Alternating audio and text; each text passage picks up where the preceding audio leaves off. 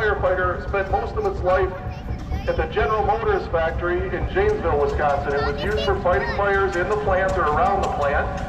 They said it's now owned by the Rockriver Thresheree, and Nathan Hayden's doing the driving today.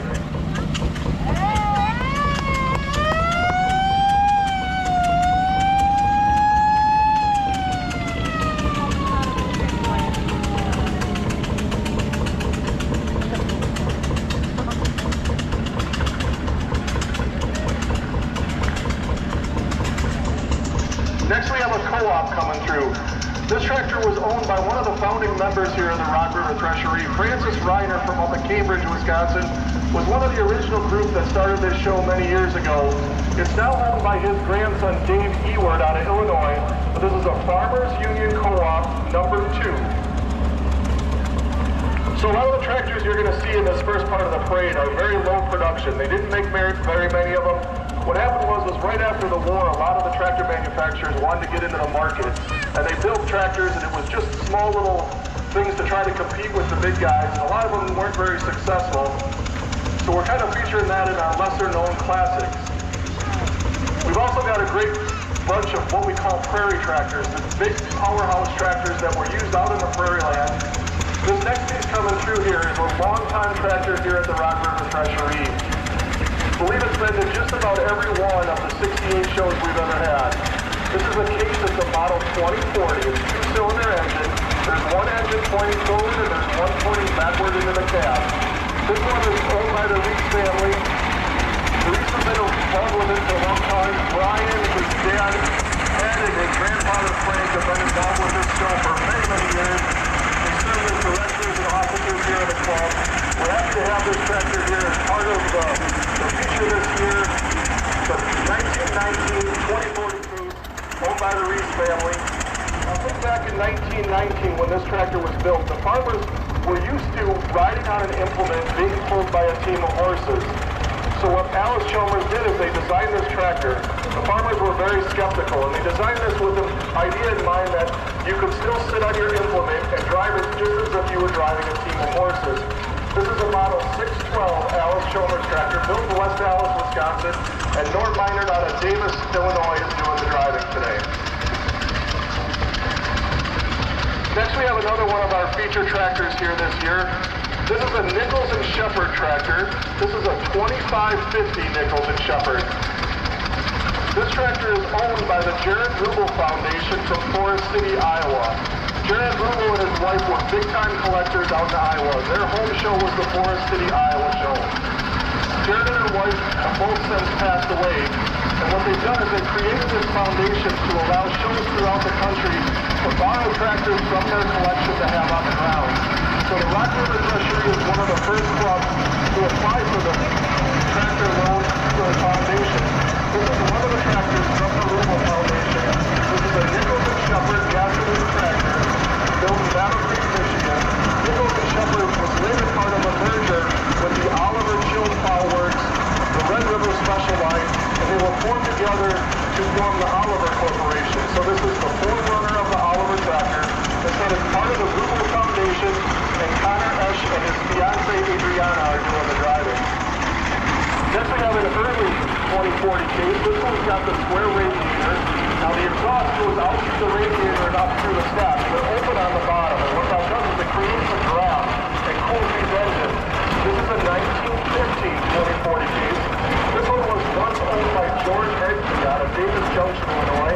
George had his own show down there. It was called the Hickory Grove Show down in Davis Junction, and this was part of his collection. It's now owned by Scott Stamstead out of Cambridge, Wisconsin, and that's Braden Stamstead doing the driving today. Next we have another great piece from the Rubel collection. This is a Fairbanks Morse tractor. Yep, Fairbanks Morse, built in Beloit, Wisconsin. This is a single-cylinder engine. This is what we call a hit and miss. You'll notice when this tractor sits here, it just kind of coasts, and when it needs to fire and pick up RPM, it'll fire one time just to pick up the RPM. And once he starts up the hill, you'll hear it, it'll fire every time. So this is a Fairbanks Morse, part of the Rubel collection, and Scott Stamstead is doing the driving today.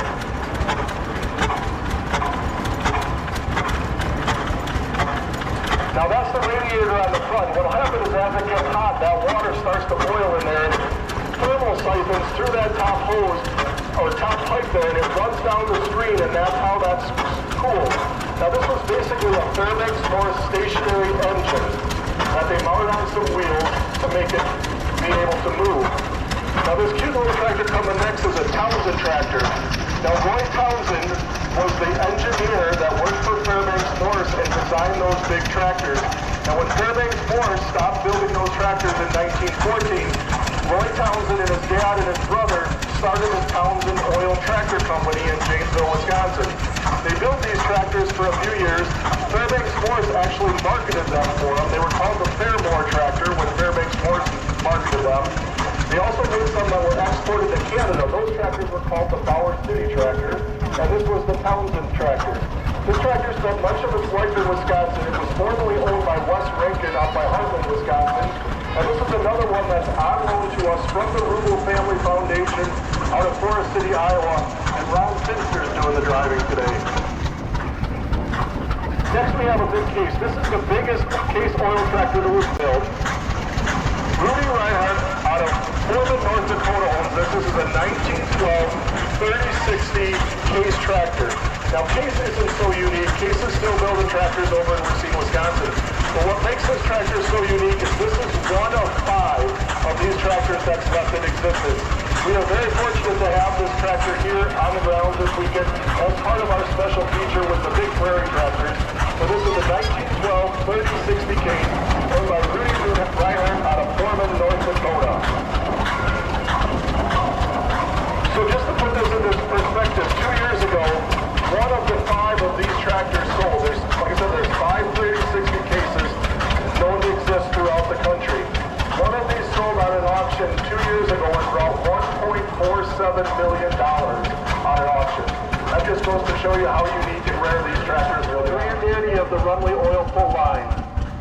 So when Runley started building their oil pull tractors, they built what was called the heavyweight series of tractors, and this was the granddaddy of the heavyweight series. This is the 3060 Model E oil pull. It's 2 cylinders, 30 horsepower on the drawbar, 60 horsepower on the belt. This is another one of the tractors that we have on loan from the Rubel Family Foundation out of Forest City, Iowa. These 4 tractors will be on loan to the Thresheree for our next 3 shows. So come back each year. They had this tractor on the sawmill this morning, did a real nice job. We're hoping to be able to take some of these tractors out in the plow field later on. And it's a 3060 Runley oil pull. You started by stepping out here on the wheel, and you actually walking the flywheel on this side to get this tractor started. Jamie Stevenson is our resident oil pull guy. He's behind the steering wheel. And that's Warren Luthborough is up there along for the ride. Now this is a lot slower pace than Warren's used to. Warren's a tractor pull guy and runs a 466 hot farm with the Badger State tractor pullers. So Warren's used to going down the track with his pants on fire, so this is a pretty slow ride for Warren here today. So in the heavyweight line, the 3060 was the biggest. The next step down was the 2040. Now, Runley Oil Pull was the first tractor manufacturer to utilize automotive-style steering. Otherwise, all the early tractors still had a straight front axle that was steered with chains. As I said, Runley Oil Pull was the first to utilize automotive-style steering. Now, this is a great example of an unrestored, original Runley Oil Pull. This one is also owned by Jamie Stevenson out of Fort Atkinson, Wisconsin, and his son's doing the driving today. But the new trend in collecting old tractors is to try to find these original ones, and they can only be original one time. Once you paint them, they're no longer original. This is a great example of an original Runley oil pull that's never been restored. These are all 2-cylinder engines, horizontal. They're actually, those big square tanks in the front are full of oil. They were cooled with oil. So these tractors were very popular, especially up in Canada and up north, where you could run them in the wintertime and not have to worry about your water freezing in the radiator. So that's why they're called oil pulls. They were cooled with oil, and again, the exhaust goes out that stack, and they're open underneath, and it draws the air up through them. Now, after the heavyweight line of tractors, Runley went to the lightweight, or the Superpower, was the last 2 series of oil pulls. This is a Model X oil pull. 2540 is the horsepower. This one was owned by Red Nelson, a longtime member here at the Thresheree. It's still part of the family collection. It's owned and operated by his grandson, Jason Student, today.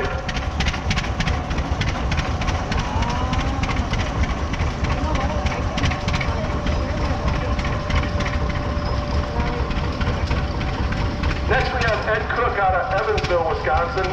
Ed's on his Haas Model D.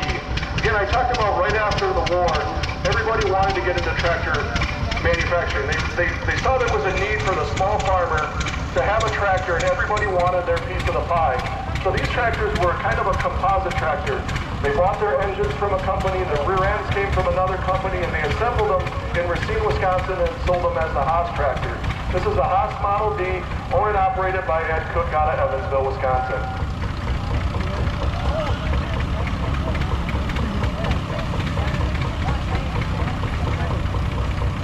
Ed's telling me this one was sold right here new in Janesville, and there was 301 made and 200 of them were shipped overseas. Sounds good, thanks Ed.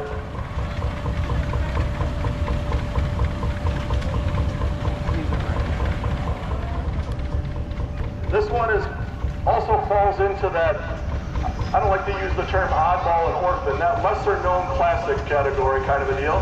So this is an Altman Taylor engine. This is an 18 horsepower Altman Taylor. Very unique, there's only 3 running 18 horse Altman Taylors known anywhere in the country, and we're lucky enough to have one of them here at the show. This was built in Mansfield, Ohio. One of our longtime members, Jim Tesh, owned this engine for a few years, and it's now owned by another longtime member here in the Rockriver Thresheree, and that's Paul Garrity behind the controls.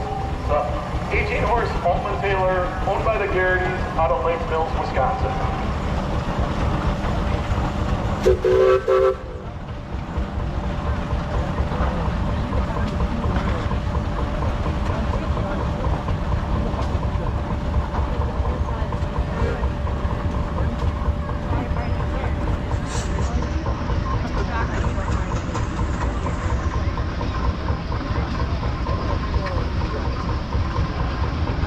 Next we have the club engine. This engine is owned by the Rockriver Thresheree.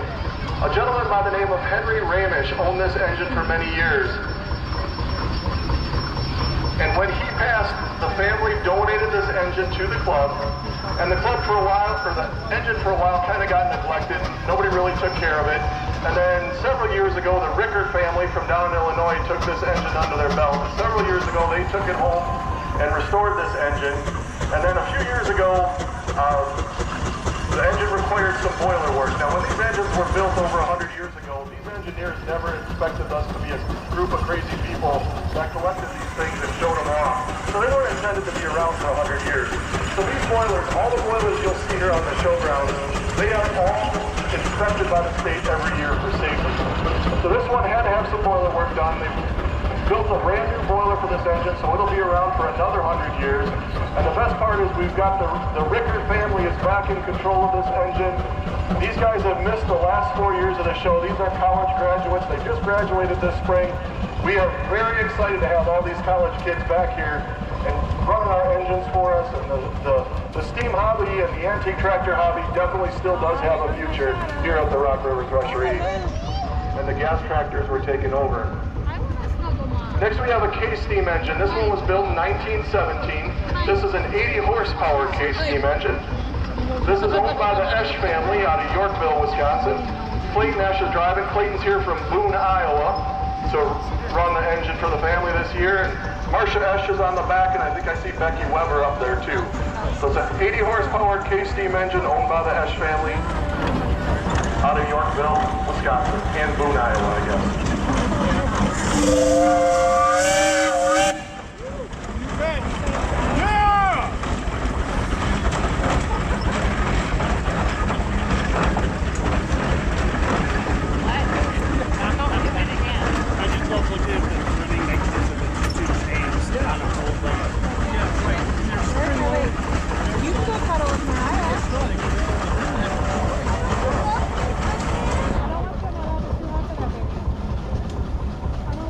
Engine. This is the largest advanced runway that was built. This is a 2590, or what they call the 25 horse advanced rumbly. This is what they call their universal line of engines. Now this is a pretty unique engine. I believe this is one of 9 of the 25 horse engines that are still in existence. This one is owned by John Mulch out of Pell Lake, Wisconsin. And Reese and Kirk are getting it through the parade. Johnny's on his way here out of work today, so he'll be here this evening yet. But Kirk and Reese are getting it through the parade. But this is the largest of the advanced rumbly lines. We saw the 20 horse go through a little bit earlier. There was a 22 horse, and the 25 was the biggest.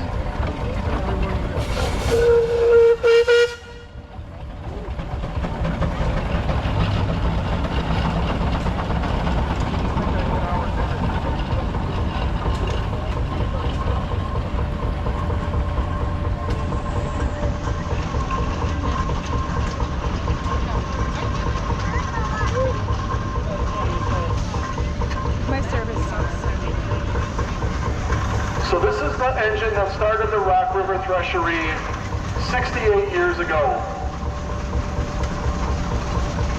A group of guys got together and they thought it would be a good idea to fix up this old steam engine and thresh a load of grain at their farm. And they had such a turnout of people that came to see it that they decided to make it an annual event. Now this engine has changed hands a few times, but it's now currently owned by Ron Taylor out of New Munster, Wisconsin. This one is affectionately called Annabelle. This is a 20 horsepower advanced rumbly, like I said, it's the same size as the club engine. This one too also underwent some boiler work and it's been away from the show here for a couple years. We're happy to have this engine back. And it's being operated by the shops today.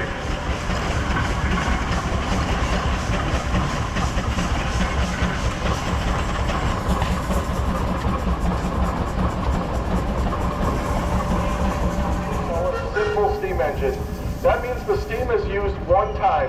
They use steam so a steam engine is kind of unique. It's a power stroke both directions. So there's a valve in there that lets steam in on each side of the cylinder.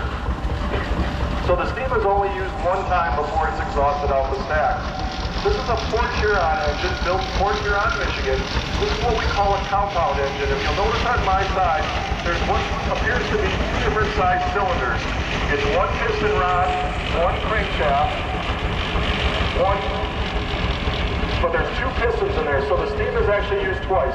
It's used first in the high pressure cylinder, and then it's exhausted into the low pressure cylinder before being exhausted out the stack. This engine is owned by Aaron Studebaker, and he's got Dad Marty up there helping him get it through the parade today.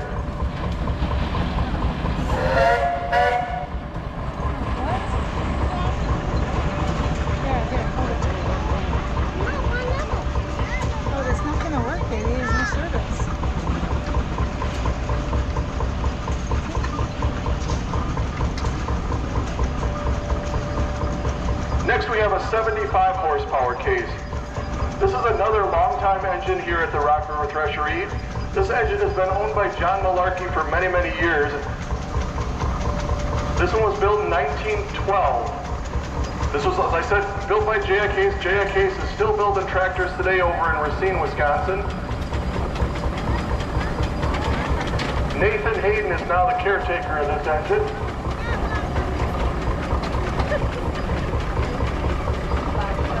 '75 horsepower case, built in 1912.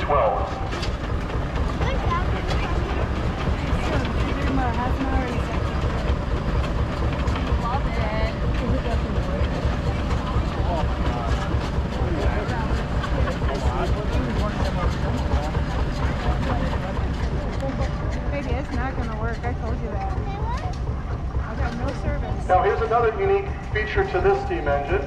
Sure, go This is what we call a side mount engine.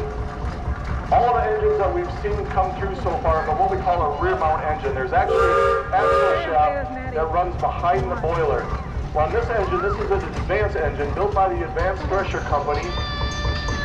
This is a side mount engine, and if you'll notice, the rear axles are actually mounted on stubs that are riveted right to the side of the boiler.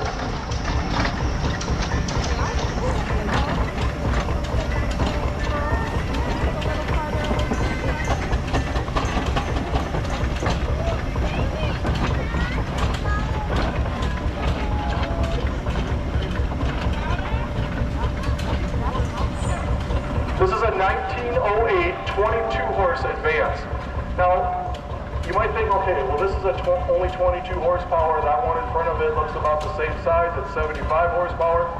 Well, what a lot of companies did is they used the lower number. Advance Rumley was the same way. They used 20 horsepower, 25 horsepower. Case after 1910, they used the larger of the two numbers because it sounded a little more impressive. It was kind of a marketing deal. So in fact, those two engines there, so the Case that's just going around, prior to 1910, that would have been a 25 horsepower Case engine. After that, they renamed it, called it the 75. Like I said, it just sounded a little bit more impressive. Basically, same engines, just the bigger number sounded impressive.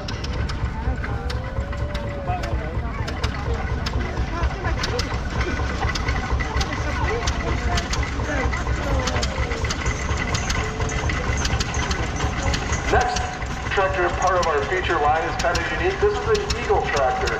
These are built up in Appleton, Wisconsin. Eagle was known for silo fillers. They were in the silo filler business for many, many years. In fact, a lot of the silo fillers you see are Eagle silo fillers. But they saw there was a need to get into the tractor market, so they started building tractors. Two-cylinder design, pretty unique. This one is owned by Ed Schott and Jefferson's doing the driving today.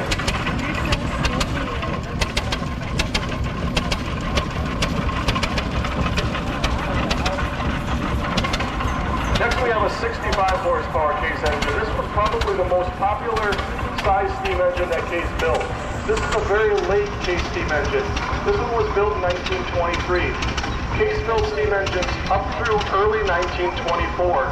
And through their course of production, they built just over 35,000 steam engines, which was more steam engines than anybody else in the steam engine business. This is another long-time engine here at the show. This one was also owned by Francis Reiner for many years. It changed hands a few times and it's back in the family again. Gary Smith is one of the owners. He's up there behind the controls. Charlie Bertram, he's been running this engine for many, many years. And Dave Ewert, Gary and Dave own this engine together, but this is Francis Reiner's 1923 65 horsepower Case engine.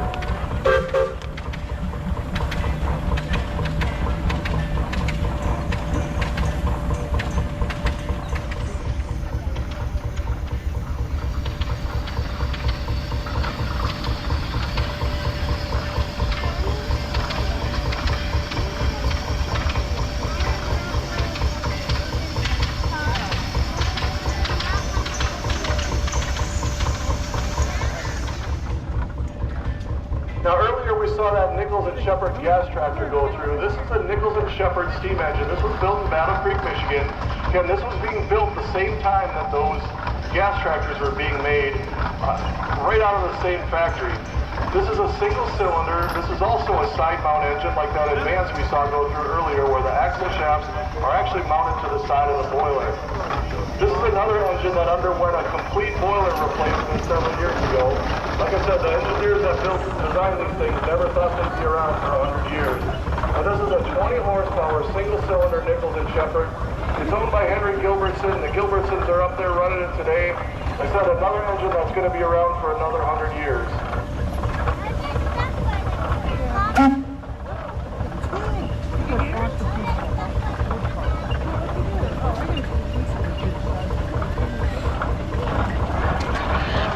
Next up we have a half-scale Case steam engine.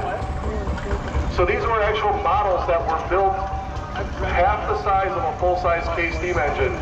So there were a lot of very skilled machinists back in the day, and what they would do is, some of them would go so far as they would make their own wooden patterns, they would have the patterns turned into castings, they would machine the castings, and they would build these replicas of one-half size of the full-size engine. So this is a great example of one of those that was built a while back. It's owned and operated by Kevin Polinsky, is that how you say that? Kalzinski? Out of Illinois, right? Out of Illinois. Another one of our young engineers, like I said earlier, it's great to see the number of young engineers that we've got here at the Thresheree and throughout the area with the steam shows. Like I said, the steam hobby does indeed have a future.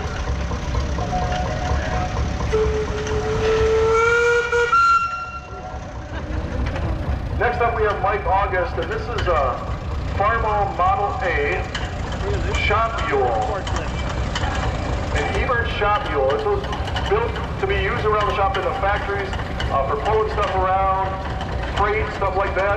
Kind of a unique piece, again, fits right into a lesser known classic. You don't see many of these around. It's owned by Mike August. Next we've got a crawler forklift. At one time was the DM and CM Fry Incorporated out of Hartford, Wisconsin. This is a ATCM3, got it. Is part of the Jacobs collection out of Deere, Wisconsin, and that's Dennis doing the driving. So the American Tractor Company is what that was called, and that was later bought out by Case, and those later became Case crawlers. Next we've got a 1944 John Deere Model A. Kelly Nye is the owner out of McHenry, Illinois. Oh, yep, this tractor was formerly owned by Dave Schneider. Dave was another longtime member here in the Thresheree and also the Sycamore Show down in Sycamore, Illinois, and this was part of Dave's collection. 1944 John Deere Model A. Next we got a John Deere 820. This was the biggest of the two-cylinder tractors that John Deere was built. This one was built in 1957. Lauren Rigg out of Evansville, Wisconsin is the owner and the driver.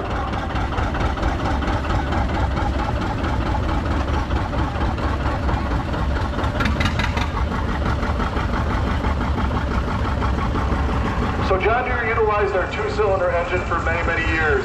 Most of them were horizontal. They laid down right in the frame. This particular one uses an upright or a vertical two-cylinder engine in there. This is a Model 40.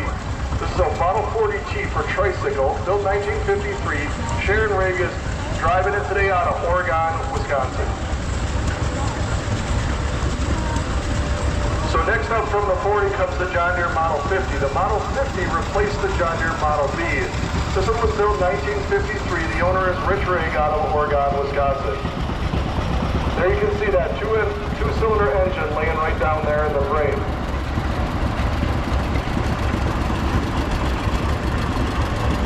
Next we've got a John Deere Model 70. This one's kind of unique. This one's on LP gas. That big round tank you see sitting out there on the hood, that's the LP tank. Just like the gas grill at home, runs on the same fuel. This is a 1956 Model 70 on LP. Rich Rigg out of Oregon is the driver. Pretty unique with that single front on there as well. So you can get the 70 in the gas version, the LP version, or the diesel version. Next we've got the famous John Deere Model D.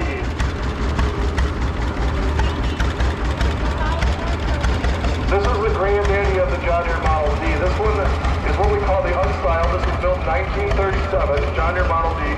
Now you notice a little farmer ingenuity. They needed some extra weight for traction. So it looks like they did this. They found an old wagon wheel, filled it with concrete, and then bolted that to the tractor to give it some extra weight, just for traction purposes.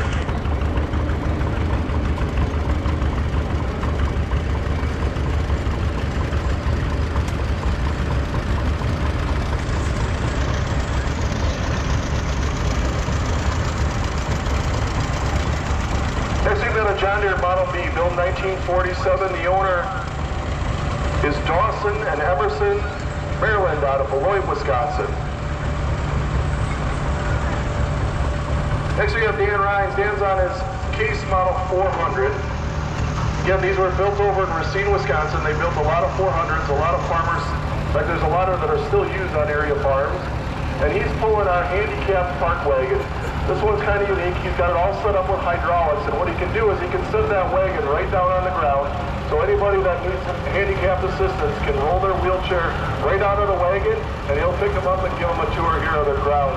Dan's been pulling this wagon around here for many years. 25 years is what he told me.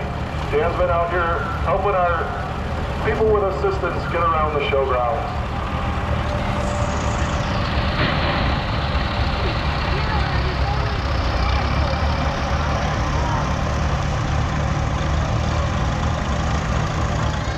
Diesel. Now what's unique about this tractor is you've got to start it on gas, and then once it's running on gas you can switch it over to diesel. This one's owned by Jerry Olson and it's being shown in memory of Al Long.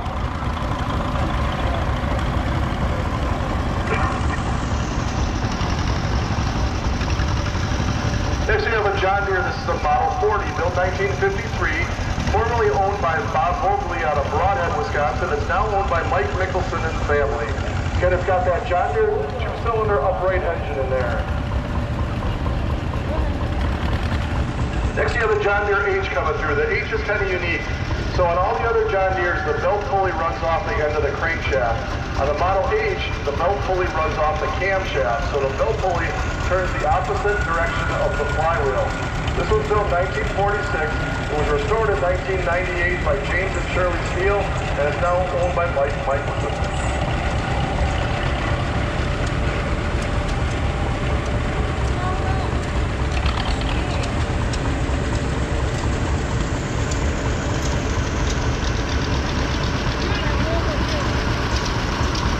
John Deere Model 60 coming through next. So the Model 60 is the tractor that replaced the John Deere Model 8. This was built 1956. The owner is Michelson, and it was originally owned by Robert and John Peterson.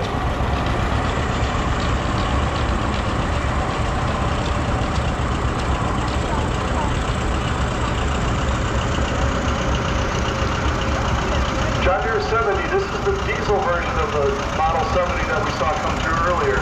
Now these big diesels had a pony motor in there, so there's a little pony motor in there that starts on gasoline. You get that pony motor running, and the exhaust from the pony motor actually runs through the diesel engine to warm it, and then you can engage the two big cylinders, engage the compression, and you can start the two big cylinders that run that engine. That's also part of the Rig family out of Oregon, Wisconsin. Pictures of Daddy, okay? Next we've got a Farmall, a Super M built 1954, owned by the Burkett family out of Milton, Wisconsin.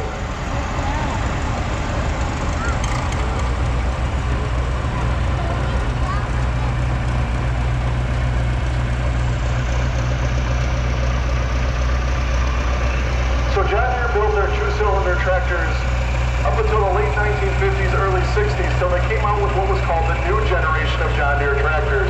And this one's fall into that category of the new generation. This is a John Deere Model 3020. It's kind of unique. It's got the row crop front end, and what that means is a narrow front end. Kind of unique. You don't see many with the row crop. It's a John Deere 3020, part of the new generation of John Deere tractors. Next, we've got a 1955 John Deere 70 on LP gas.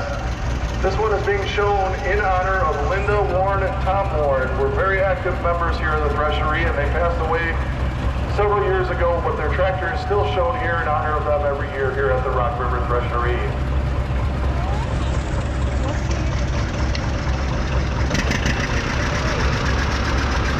Next we have a John Deere Model 80. The 80s are pretty rare. They didn't make very many of them, and they only made them for a very short period of time. Again, it's that big 2-cylinder. It's got the pony motor in it. This one's built in 1955. The owner is Rich Rigg out of Oregon, Wisconsin.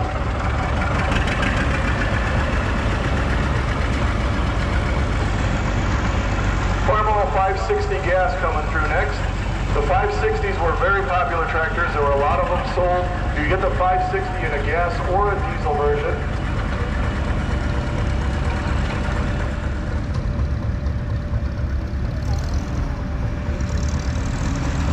Farmall H coming through. The M's and the H's were very popular tractors. In fact, a lot of them are still used as chore tractors on area farms, whether it be for moving hay wagons around or pulling the manure spreader. But the M's and H's were very popular tractors, and a lot of them are still used in area farms. Next we have Eric Olin coming through. Eric's on a 1953 Oliver 77 diesel. This one is being shown in memory of his dad, Robert Olin, one of our members who passed away last year. Owned and operated today by Eric Olin out of Broadhead, Wisconsin. Next we've got the International, the Big 1066. Owned by Gundown Acres.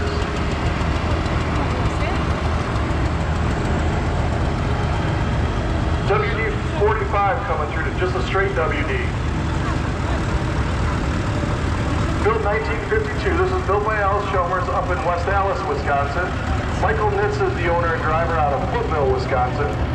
I said these were built in West Allis, Wisconsin. Alice Chalmers had their factory on Greenfield Avenue, just east of where the current Wisconsin State Fair Park is located. In fact, if you drive down there today, they have some decorative Alice Chalmers kind of memorabilia along Greenfield Avenue that kind of marks the spot of where the factory used to be. Next up, we've got a Farmall A, and if you'll notice this one, the operator sits offset from the engine and transmission. These tractors were very popular with vegetable farmers, or what we call truck farmers. And what they would do is you could mount cultivators on this tractor, and as you went down the row crops, you could keep an eye on the cultivators and not have to worry about damaging your vegetables.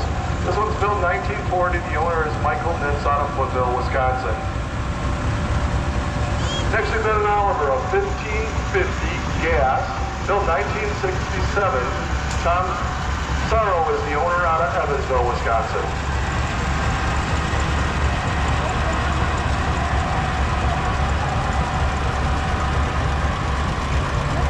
See your daddy?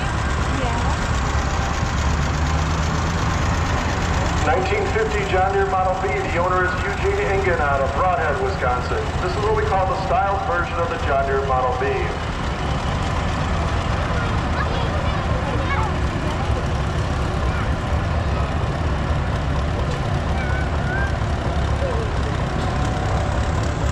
Next we have our Alice Chalmers B. This is kind of our rat rod version of the Alice Chalmers Model B.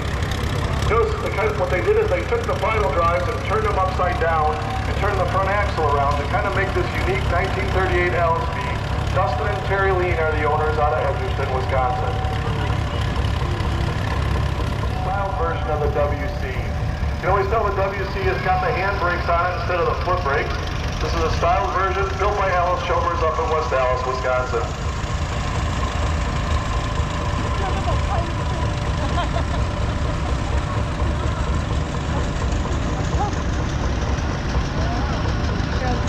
John Deere G coming through next. You can always tell the John Deere G because the exhaust stack and the air intake stack are next to each other coming out of the hood. On the Model A's and the Model B's, they're behind one another, so that's an easy way to tell a Model G. This is a 1946 John Deere Model G. The owner is Rich Gall, and Rich is doing the driving today.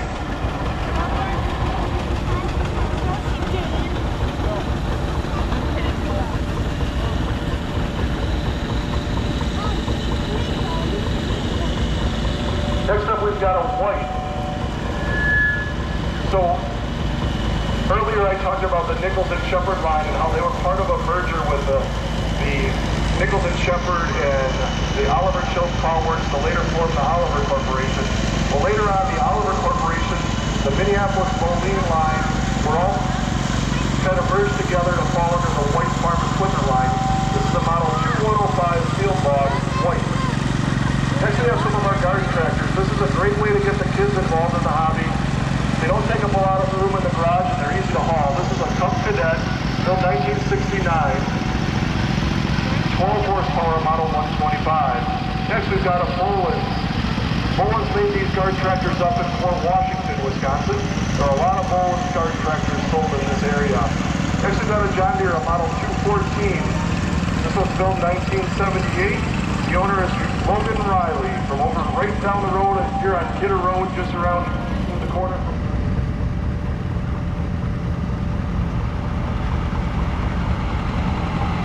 1950 Farmall M coming through. This one's kind of unique. I got a adjustable wide front on it. You don't see many of those with the adjustable wide front. Wesley Lynn out of Evansville, Wisconsin is the owner. And now this one's kind of unique. This one was been repowered with a Ford flathead V8. Now you could get a kit, so when your four-cylinder Ford engine went away on you, you could go out to the fence line and take that flathead V8 out of the old pickup truck in the fence row. Dale Martinson out of Stoughton is the owner, but that's got a kit on it, and that flathead V8 bolts right in there with very little work to add that engine into that tractor.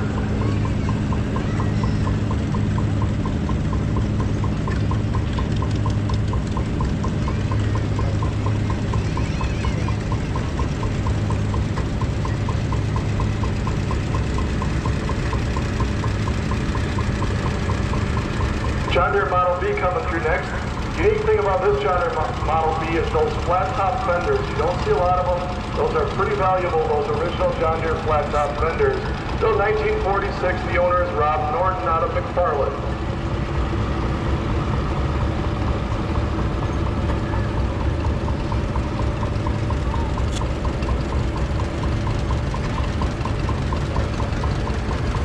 coming through. This is a John Deere Model H. This was the smallest two-cylinder that they were building. It's a 1941. Travis Martinson out of Stoughton is the owner.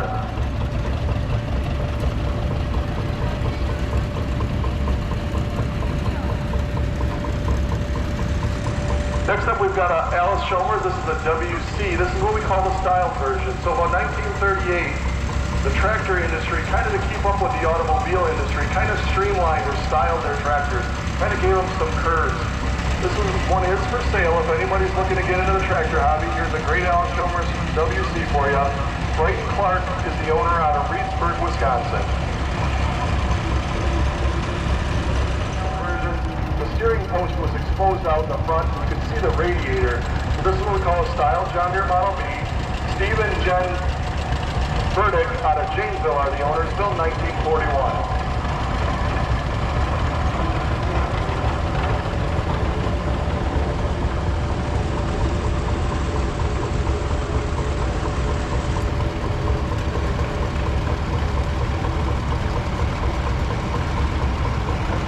Next we have an Oliver, an 880 diesel. This is a row crop tractor, again the narrow front end.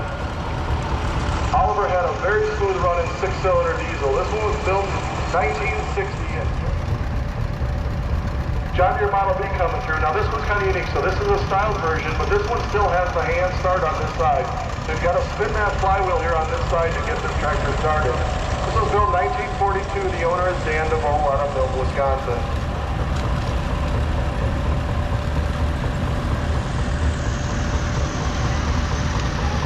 Next we've got an Oliver 60 row crop. The 60 was the smallest of the Oliver row crops that they were building. Kind of unique, you don't see a lot of the 60s around. This is a 1947 Model 60. The owner is Dan DeVoe out of Milton, Wisconsin.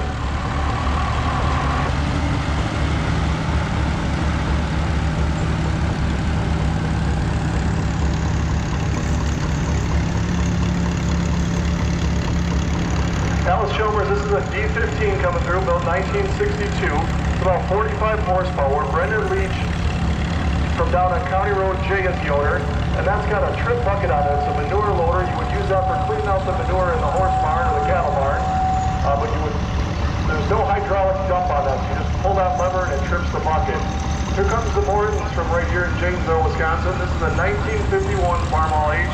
Purchased new by Clifford Morton and is now owned by the John C. Morton family out of Janesville, Wisconsin. The Mortons bring out a fleet of international Farmall tractors here to the show each year. They've got to gather up a bunch of family and friends to get everything through the parade. The great thing is we're able to bring them all through together. Next we've got a 1941 Farmall Model M. So the M was the big brother to the Farmall H. This one is owned by Archie J. Morton out of Janesville, Wisconsin. So International is also building a series of small standard tractors, and by standard what we mean is these short little stocky tractors, non-adjustable front ends. These were very popular, especially like out in the plain states for pulling stuff. So this is a 1951 W4 McCormick. So this is the same engine and transmission that's in a Farmall Model H. This one is owned by Archie J. Morton out of Janesville, Wisconsin. Next we've got the W6. The W6 is the next step up. This is the same engine and transmission that was in a Farmall Model M. This one was built in 1945. This one was purchased new by Bob Schluter and is now owned by Archie J. Morton out of Janesville, Wisconsin. Next we've got the next step up, the big one. This is the W9. This is a 1950 W9. The owner is Alex J. Morton out of Janesville, Wisconsin.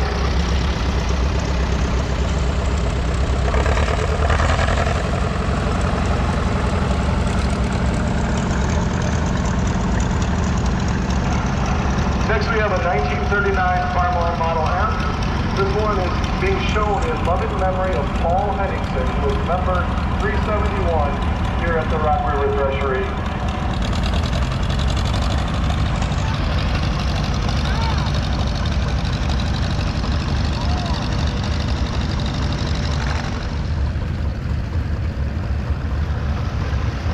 Next we have another one of our lesser known classics here as part of our feature this year.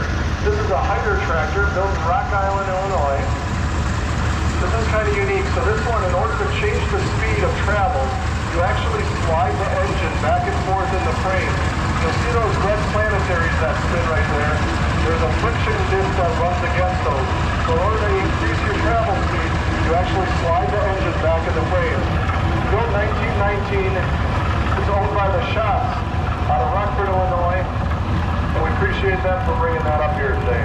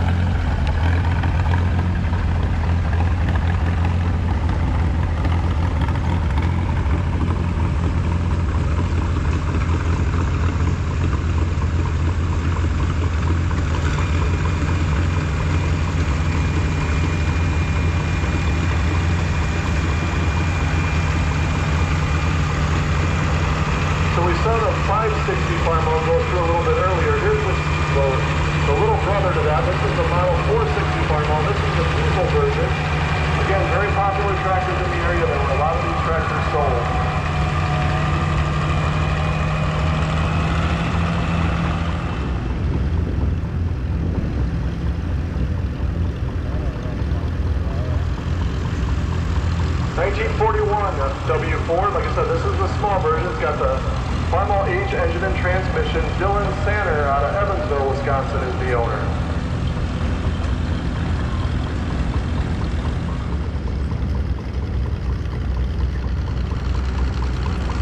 Next up, we've got an Oliver Cleat Track. So Cleat Track built crawlers for many years, and Oliver purchased them, and then they were later sold under the Oliver line. This one was built in 1946. Scott Zimmerman is the owner in Dyer, Tennessee. And Lane Flowers is helping him get it through the parade today. So Lane's great-great-grandpa bought this tractor in Waukesha, Wisconsin in 1946, and it was used as an agricultural tractor. And the idea behind that was that the crawler tracks didn't compact the soil as much as a wheel tractor did, and the blade was added on in the late 1960s.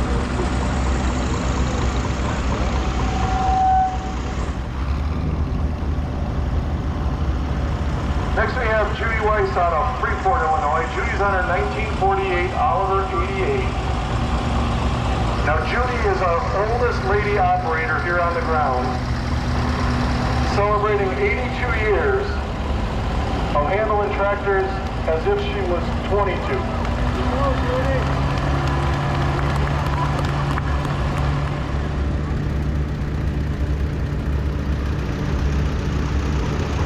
Next we have Doug Weiss out of Freeport, Illinois. He's on his 1947 Oliver 99. So this was the big tractor on the Oliver line at this time. A lot of horsepower, a lot of torque. Great example of an Oliver 99. Next we have a cross motor case coming through next. So if you notice, the engine sits crossways in here, hence the word cross motor case. Now the engineers at Case wanted the belt pulley to run off the crankshaft in the same direction as all that. So they didn't have to worry about turning that power from the engine 90 degrees to get it to the belt pulley. This is the smallest one they made. This is a 1220 case cross motor, also part of the Weiss collection out of Illinois.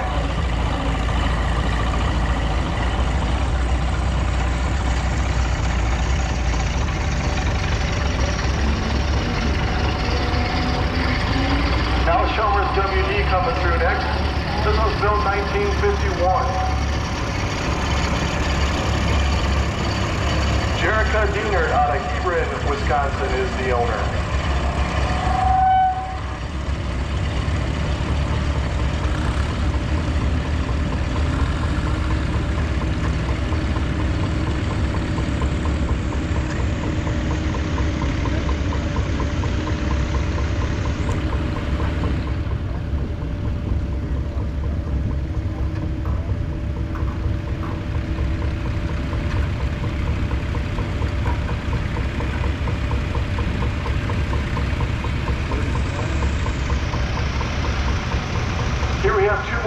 examples of the new generation of John Deere tractors.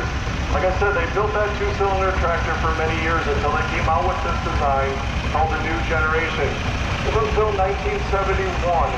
This is a 3020. Dennis Green out of Footville, Wisconsin is the owner.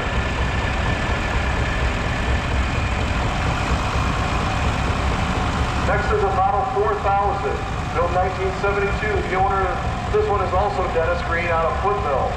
Now these are what we call muscle tractors. So just like the classic car hobby in those late 60s, early 70s, they call them the muscle cars. Well, these are our muscle tractors. The John Deere, like the 4020s, the 1066s, stuff like that, those are our muscle tractors. Next we've got a Farmhouse C coming through next. Now these tractors were very popular as cultivating tractors. Nowadays, you'll see the farmers will go out in their field and they'll spray for weeds and they'll spray for pests. Back in the day, all the fields were cultivated, so you would have cultivators on there and you would go down each field and you would work up the ground in between the rows to get rid of the weeds. Next up, we've got a Farmall 1941 Model B. Michael Nipp out of Footville, Wisconsin is the owner. The Model 318 garden tractor coming through next.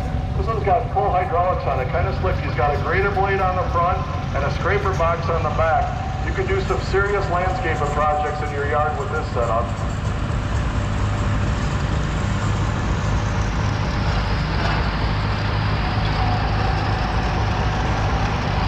Next, the John Deere, a Model 2010, also part of that new generation. Bob Fake Sr. out of Edgerton, Wisconsin is the owner. Here's a great example. So you've been hearing me talk about styled John Deere B's, styled Model A's. So this is an unstyled John Deere tractor. You'll notice the radiator is exposed out in the front. The steering post is visible. After 1938, they styled them and put them behind some sheet metal. This is a 1937. Robert Pakes out of Beloit is the owner. And this is another great example of an unrestored original John Deere Model A. Next we have the unstyled John Deere Model B. This was built 1935. Brad Wenzel out of Janesville, Wisconsin is the owner.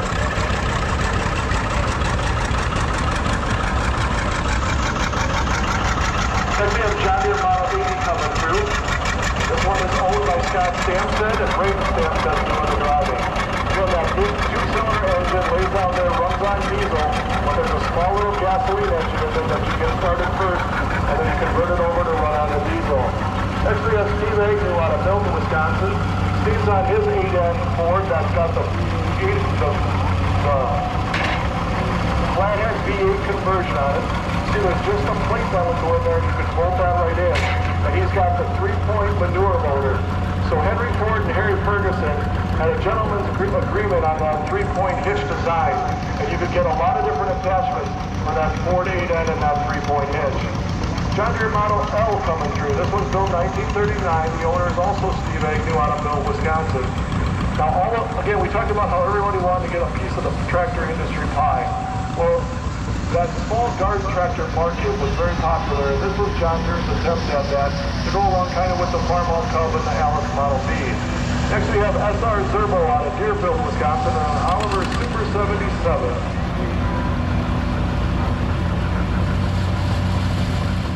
Here's another long-time tractor here at the Rockriver Thresheree. We were talking last night, it's probably been 30 years since this tractor made an appearance in the Rockriver Thresheree parade.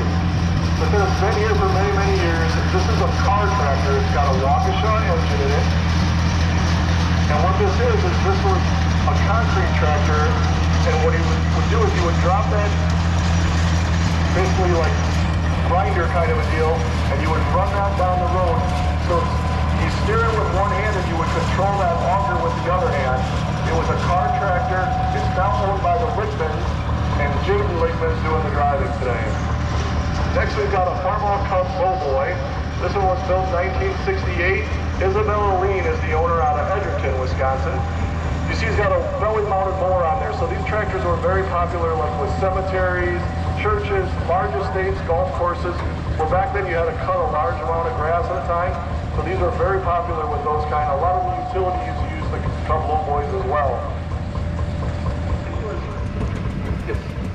Self-propelled roller, just a single roller on there, but if you needed to transport, there's a little hydraulic jack in there. You can pump that up and it'll push the rubber tires down and lift the roller up off the ground, and you can transport it easily. Let's move it on our parade ground today with our little roller owned by the Rockriver Thresheree. So I'd like to thank everybody for coming out. Stick around. We have 3 more great days here at the Rockriver